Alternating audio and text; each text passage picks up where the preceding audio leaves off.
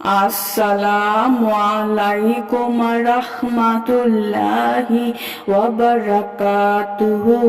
সুপ্রিয় সম্মানিত দর্শক শ্রোতা, আশা করি মহান রব্বুল আলামিনের দয়ায় আপনারা সকলেই ভালো আছেন। সুপ্রিয় সম্মানিত দর্শক শ্রোতা, আজকে হযরত আব্দুল্লাহ ইবনে ওমর রাদিয়াল্লাহু তাআলা আনহু থেকে একটি ঘটনা বর্ণনা করব। ঘটনাটি আশা করি শেষ পর্যন্ত শুনবেন। ঘটনার শিরোনাম হচ্ছে ইবনে ওমরের প্রার্থনা। হযরত ইবনে ওমর রাদিয়াল্লাহু তাআলা আনহু পার্থিব অর্থ সম্পদ অর্জন করার অনেক সুযোগ পেয়েছিলেন, কিন্তু সেসবের প্রতি তিনি কখনো চোখ তুলে তাকাননি। হযরত উসমান রাদিয়াল্লাহু তাআলা আনহুর শাহাদাতের পর বহু লোক তাকে খলিফা পদে অধিষ্ঠিত করতে চেয়েছিলেন, কিন্তু তিনি স্পষ্ট ভাষায় অস্বীকৃতি জানান। এসব ফিতনায় নিজেকে জড়াতে মোটেই রাজি হননি।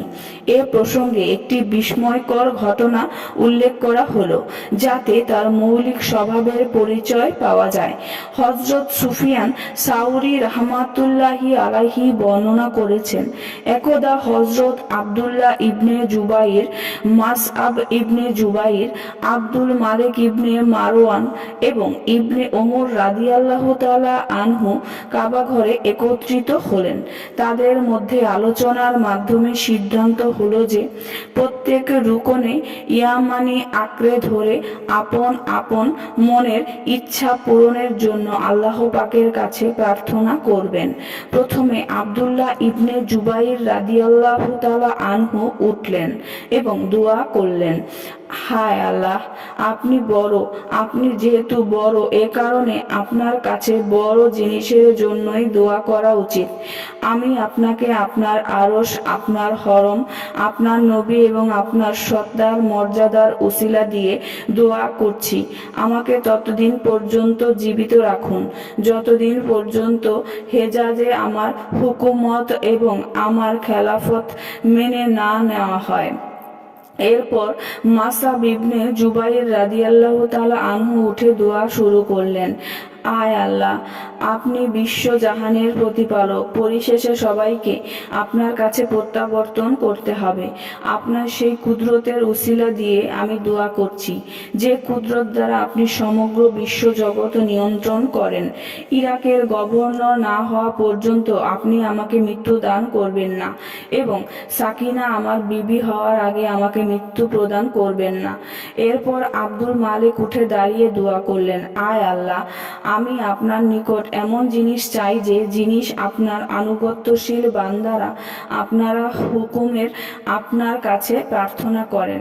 আমি আপনার কাছে আপনার সত্তার শ্রেষ্ঠত্ব, আপনার সৃষ্টিকুল এবং বাইতুল হারামের বাসিন্দাদের অধিকারের উসিলা দিয়ে দোয়া করছি, আমাকে ততদিন পর্যন্ত মৃত্যু দিবেন না যতদিন মাশরিক ও মাগরিব অর্থাৎ প্রাচ্যে ও পাশ্চাত্যে আমার হুকুমত কায়েম না হয়, এবং যে কেউ এতে বাধা দিবে তার যেন আমি শিরচ্ছেদ করতে পারি। সবার শেষে হযরত ইবনে ওমর রাদিয়াল্লাহু তাআলা আনহু উঠলেন। তার কাছে জাগতিক ঐশ্বর্য ও শাসন কত মরীচিকার মতো। তিনি এই দোয়া করলেন, আয় আল্লাহ, আপনি রহমান ও রহিম, আপনার রহমত আপনার গজবের উপর বিজয়ী। আমি আপনার সেই রহমতের উসিলা দিয়ে দোয়া করছি, আপনি আমাকে পরকালে লাঞ্ছিত করবেন না এবং আমাকে বেহেশত দান করবেন।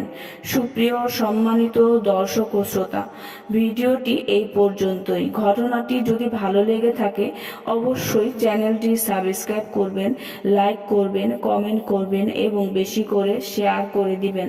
সবাই ভালো থাকবেন। আল্লাহ হাফেজ।